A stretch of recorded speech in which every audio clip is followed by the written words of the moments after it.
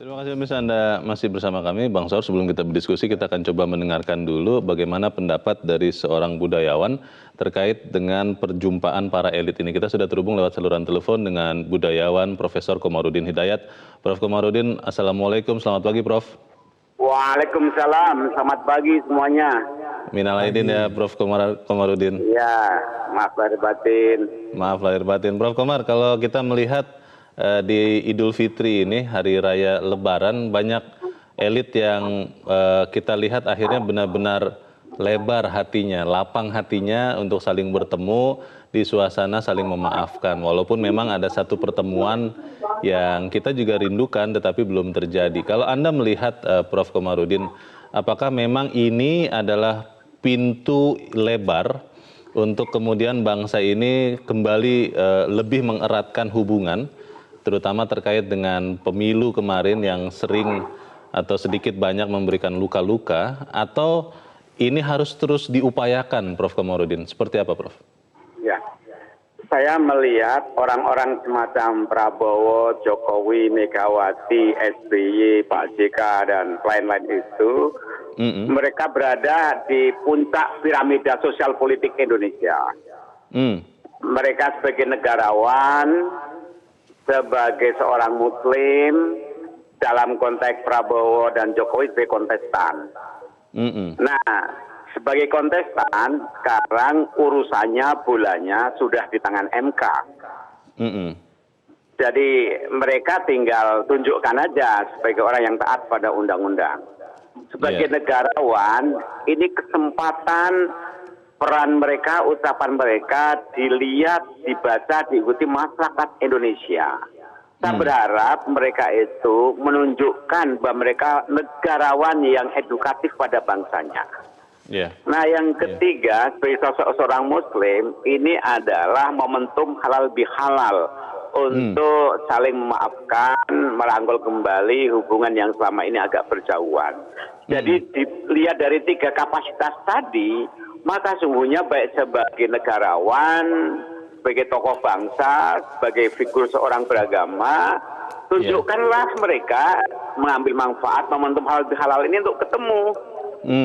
Untuk menyampaikan semacam statement bersama bahwa mereka akan dikenang nantinya. Dan Lebaran ini memberikan satu gambaran panggung yang indah sekali bagi rakyat dan memberikan kredit poin bagi mereka juga. Ya, Prof. Komar, kalau kita kan masih sama-sama menantikan terkait dengan pemilu hasil dari Mahkamah Konstitusi. Kalau Anda melihat dari pertemuan-pertemuan yang terjadi saat ini, kita akan melihat juga ada budaya yang baik untuk menerima kemenangan dengan bersahaja dan menerima kekalahan dengan terhormat, atau seperti apa, Prof?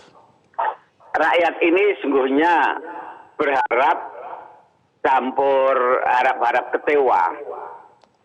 Satu, berharap bersangka baik bahwa mereka itu negarawan, suatu saat pasti akan menunjukkan kualitas mereka, Pak Prabowo dan Jokowi, untuk bertemu bahwa mereka itu orang negarawan yang baik. Tapi sungguhnya juga kecewa kalau andekan harapan tidak terpenuhi.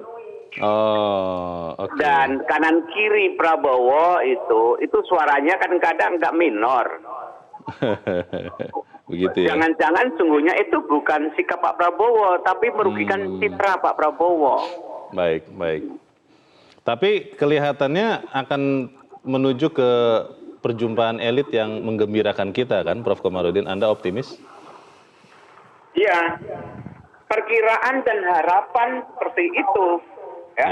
Jadi antara harapan, perkiraan itu seperti itu. Makanya jangan sampai harapan itu tidak terwujud. Kita kunci di situ karena para elit memang tugasnya adalah memberikan teladan bagi kita rakyatnya supaya bangsa kita semakin lebih maju ya. Profesor Komarudin Hidayat, terima kasih sudah mencerahkan kami. Selamat pagi, Prof. Komarudin. Selamat pagi. Bang Saur, Prof. Komarudin sudah mengatakan bahwa rakyat betul-betul berharap bahwa para elit ini benar-benar memberikan contoh yang baik, apalagi di hari yang baik, bulan baik, Idul Fitri, saling memaafkan, ya harusnya memang seperti itu. Pertanyaannya, akan seperti itu tidak, Bang? Ya kalau seperti itu yang terjadi, alhamdulillah. Puji Tuhan, alhamdulillah ya. Puji Tuhan. Kalau itu tidak terjadi, kita harus memandangnya dalam perspektif yang normal. Artinya habis pertandingan, ya, waktu debat publik, salam-salaman, habis itu ya sudah normal aja. Oh, Jadi saya tidak ingin melihatnya bahwa pertemuan itu karena ada sesuatu yang salah. oke. Jadi kalau itu tidak terjadi, ya negasinya ialah ya memang normal dan sebaiknya memang normal-normal saja. Jangan dipaksakan begitu. Ya kalau memang tidak ada persoalan, mengapa pula kan? Oh. Jadi lebih baiklah kita coba menyelaminya. Iya, iya. Nah, jadi persepsi publik bahwa ada persoalan, jangan-jangan kita mestinya memandang emang ada yang genting, kan begitu. Itu juga kan pernah disuarakan oleh juru bicaranya Prabowo. Iya, iya. Jadi problem kita tuh kan adalah memilih presiden itu adalah memilih pemimpin di dalam konteks integritas kepublikan. Oke. Kan leader in public integrity. Jadi kalau kita berpandangan pertemuan itu memperlihatkan integritas kepublikan, bagus. Iya. Tapi kalau mereka memandang tidak ada persoalan yang bersifat personal, kenapa harus?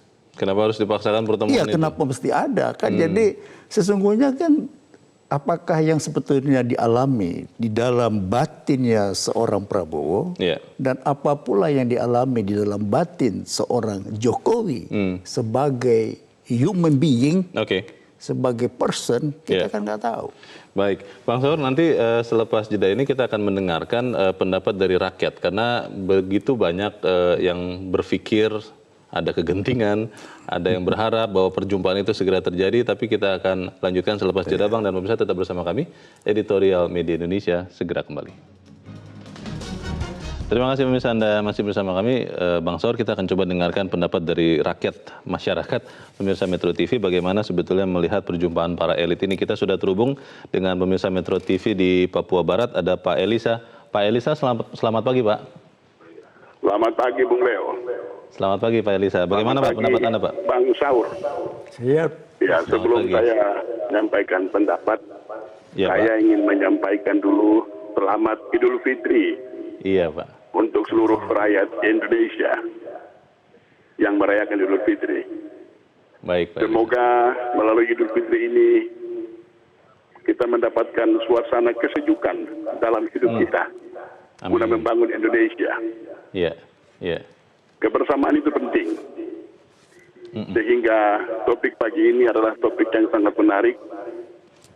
Dengan demikian, barangkali mewakili masyarakat di Papua Barat, kami hanya minta supaya elit-elit ini, terutama kedua capres, untuk kembali menjalin tali silaturahmi di hari yang fitrah ini. Iya. Kita sudah melewati momen pertarungan. Yang pertarungan itu adalah di antara anak bangsa sendiri, bukan melawan orang lain. Iya. Bukan melawan bangsa lain. Dengan demikian setelah pertarungan yang sudah kita lewati, ini perlu kita rujuk kembali, perlu kita rajut kembali benang kebersamaan. Iya. Itu sangat penting. Saling memaafkan, karena ketika kita bersatu, maka kita bisa membangun. Kalau saya mohon maaf, kalau dalam ajaran Kristen saya pikir Bung Leo dengan Bung Saur juga mengetahui itu. Jangan menyimpan amarahmu sampai dengan matahari terbenam. Iya. Iya. Dengan demikian, barangkali sudah waktunya masing-masing membuka diri, terutama untuk paslon 02. Karena 01 sudah berulang kali minta waktu, tapi 02 masih belum. Mungkin Iya. melalui momen Idul Fitri ini, janganlah keraskan hatimu, tetapi bukalah dirimu untuk saling memaafkan. Tidak Baik. terhina kok kalau saling memaafkan dan dimaafkan. Demikian, terima Baik. kasih. Terima kasih Terima Pak kasih, Elisa Pak di Elisa. Papua Barat. Selamat pagi, Pak. Di belakang Pak Elisa ada Pak Sugeng di Bagan Siapi-Api, Riau. Pak Sugeng, selamat pagi. Selamat pagi, Metro. Selamat pagi, Pak Sugeng. Silakan, Pak Sugeng. Sebelumnya kita menyampaikan sesuatu persoalan yang pada akhir ini sangat yang digandrungi oleh masyarakat Indonesia. Pertama saya menyampaikan khusus kedua, mungkin tahu Pak Hari Raya dan kepada seluruh rakyat Indonesia. Pada momentum yang sekarang ini sangatlah tepat. Marilah elit bangsa ini menyadari persoalan yang dialami beberapa hari ini. Kita anak bangsa merindukan suatu persoalan yang tentram dan damai. Marilah elit politik ini untuk menyatu kembali. Rakyat Indonesia dari Sabang Merauke ini mengharapkan persoalan yang sudah selesai itu sudahlah sebagai pelajaran bagi kita. Ayolah kita melaju ke depan demi kepentingan bangsa dan negara. Ini jangan sampai menjadi elit politik yang lain untuk memberikan suatu komentar-komentar yang sifatnya menyimpang dari hal-hal yang dikehendaki oleh rakyat. Bahwa rakyat Indonesia ini seluruh di dunia ini tahu bahwa pemeluk agama Islam yang terbesar pada momen Hari Raya Idul Fitri ini. Marilah kita bina kembali untuk fitri lahir kembali kemanusiaan yang beradab. Untuk itu kami selaku yang di sudut Indonesia ini mengharapkan sangat betul jangan terjadi hal-hal yang tidak diinginkan. Mudah-mudahan kedua elit ini akan mendengar persoalan anak bangsa. Demi negara dan bangsa ini laksanakanlah. Memang pahit persoalan ini apabila akan di suatu persoalan yang sudah terbenam di hati ada unek-unek yang kurang enak. Untuk menyampaikan sesuatu itu sangat sulit. Tetapi ayolah jernih demi bangsa dan negara. Bahwa kita ini lahir kembali, fitri kembali. Allah akan tahu bahwa kita ini berbuat terbaik dan beri contoh kepada bangsa-bangsa lain di dunia. Itulah harapan kami. Baik.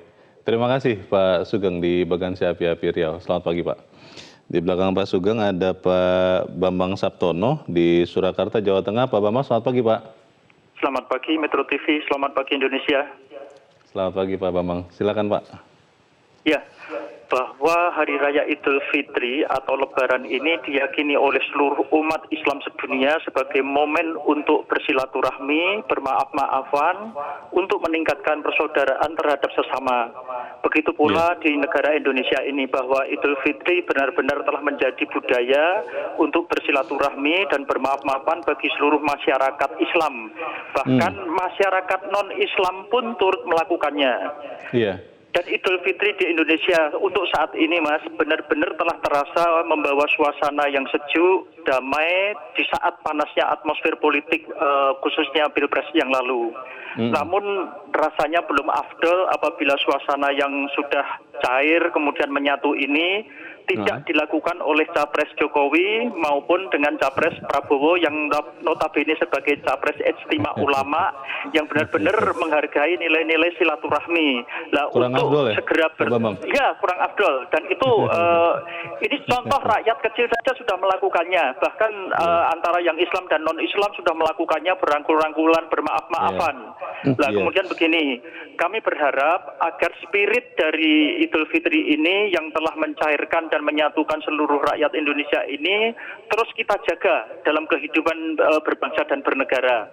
Kita juga harus bangga seperti yang dilakukan oleh Ibu Mega dan Pak SBY yang lalu, bahkan diikuti dengan putra-putrinya untuk membangun silaturahmi. Begitu pula dengan ini, seluruh Presiden Indonesia, artinya mantan, kemudian juga wakil presiden, ini pun kan juga sudah memberikan contoh suri toladan. Beliau benar-benar untuk menghargai, untuk membangun silaturahmi, untuk mengajak semua elemen bangsa ini untuk bersatu, lupakanlah permasalahan Pilpres, dan kita percayakan kepada yang berwenang yaitu MK. Ya mari kita tunggu hasilnya nanti bagaimana kita harus benar-benar menghormatinya. Selamat, terima kasih. Terima kasih Pak Bambang Saptono di Surakarta, Jawa Tengah. Selamat pagi Pak. Di belakang Pak Bambang masih ada pemirsa Metro TV di Riau, ada Pak Asri Zen. Pak Asri Zen, selamat pagi. Selamat pagi. Selamat pagi Pak Asri Zen. Silakan Pak, pendapat Anda Pak. Oke, ya saya agak berbeda dengan 3 penelpon yang sebelumnya. Jadi momen silaturahim ini di pertemuan, membuka pertemuan para elit itu sesungguhnya pada prinsipnya itu sesuai dengan filosofi ideologi Pancasila. Apalagi hari ini momen terbaik Idul Fitri harus kita rajut. Artinya bahasa yang dimunculkan tidak 01, tidak 02. Ini yang tidak sepakat saya. Hal ini 01, 02 itu kan momennya sudah lewat.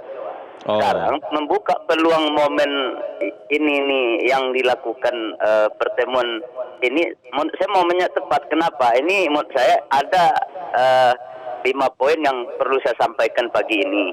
Ya, Nah, yang silakan, Bang. pertama sesuai dengan berdasarkan Pancasila, Tuhan Yang Maha Esa. Kenapa saya sampaikan? Kita ini adalah bangsa yang beragama, bangsa yang punya keyakinan kepada Tuhan Yang Maha Esa. Iya. Hari ini adalah memenang Idul Fitri untuk memang prinsipnya adalah budaya yang harus kita lakukan di momen-momen Idul Fitri ini sesungguhnya pada prinsipnya untuk meningkatkan keyakinan kita itu. Umat yang beragama ini pasti dia anti terhadap perpecahan. Ya. Nah, yang kedua, kalau keyakinan kita bertuhan ini secara prinsip sudah totaliter kepada yang kuasa, tentu timbul nilai-nilai kemanusiaan yang beradil dan beradab. Nah, ini munculnya dari prinsip ini, bukan prinsip 01, bukan prinsip 02. Iya, iya. Negara ini bukan 0102, negara ini dari Sabang sampai Merauke. Benar, benar. Artinya dengan kita ada nilai ketuhanan, kemudian terrealisasi atau implementasi nilai-nilai kemanusiaan, maka muncul kebersamaan. Itulah persatuan dan kesatuan itu, persatuan Indonesia itu. Jadi poinnya adalah tidak lagi ada 0102 ya Pak Asri, izin ya? Tidak ada 0102, inilah bahasa yang harus kita hilangkan. Saya beberapa media itu tetap saya soroti hal ini. 0102 itu momennya kapan ya? Akhirnya 17 April. Sudah lewat ya, baik. Terima kasih Pak Asrizan di Riau untuk pendapat Anda Pak, selamat pagi. Para pemirsa menyatakan pendapatnya luar biasa, tapi kita akan bahas selepas jeda. Bang Saur dan pemirsa tetap bersama kami. Editorial Media Indonesia segera kembali. Terima kasih pemirsa Anda masih bersama kami. Kita di bagian akhir dari diskusi kita pagi ini. Bang Saur, tadi ada 4 penelepon. Sama-sama bersemangat melihat pertemuan para elit. Walaupun tadi ada satu yang digarisbawahi oleh Pak Bambang Saptono dari Surakarta, Jawa Tengah mengatakan kurang afdol loh kalau belum melihat pertemuan Joko Widodo dan Prabowo Subianto, katanya begitu. Ini bagaimana Bang? Ya kalau itu kan mewakili suara mayoritas awam ya. Iya. Bahwa sebaiknya mereka bertemu. Terlebih setelah pertandingan, lalu ada lebaran, ini momentum yang bagus untuk mereka bertemu. Iya. Ya pertanyaannya kan kembali, itu kan persepsi publik. Ya kan? Kalau di dalam diri mereka sebenarnya tidak ada masalah, kan saya kira lebih bagus. Jadi masalah itu hanya ketika terjadi pertandingan. Ya kan, ketika terjadi kompetisi, kontestasi. Iya, iya. Kan debat publik terakhir mereka sudah saling bersalaman. Iya juga. Senyum-senyum. Betul. Jadi ya pertandingan sudah usai dan sekarang tinggal menunggu keputusan MK. Jadi apakah di situ ada persoalan seorang elit, seorang pemimpin di dalam dimensi kepublikan di satu pihak, dan di lain pihak ada nggak persoalan dia sebagai person pribadi ya? Iya. Jadi kalau kita tidak boleh juga melihat bahwa orang itu terlepas dari dirinya yang sejati. Yeah. Kalau dalam dirinya yang sejati sesungguhnya tidak ada masalah, tapi persepsi publik menjadi gembira, happy kalau berdua itu bertemu. Padahal sebenarnya maka sama mereka tidak ada masalah. Tidak ada masalah. Jangan-jangan mereka WA. Chatting juga ya. Chatting itu juga. Jangan-jangan waktu kita bicara ini juga mereka chatting juga. Chatting juga. Terus sudah banyak yang bilang. Iya bilang tuh. Kita kalem-kalem aja ketawa mereka kali. Jadi bagus juga kita berimajinasi bahwa di ruang privat mereka itu segala sesuatu indah adanya. Iya. Tapi kan persepsi publik ini memang tercipta karena serangkaian peristiwa, Bang Saur, yang mungkin membuat mereka, masyarakat juga kita mungkin berpikir, oh kayaknya ada masalah nih antara mereka berdua. Bagaimana Bang? Ya betul, persepsi itu jelas timbul.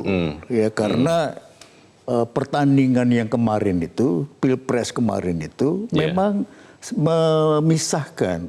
Engkau di sana, aku di sini. Iya. Yaitu kami di sini, kamu di sana. Bukan kita.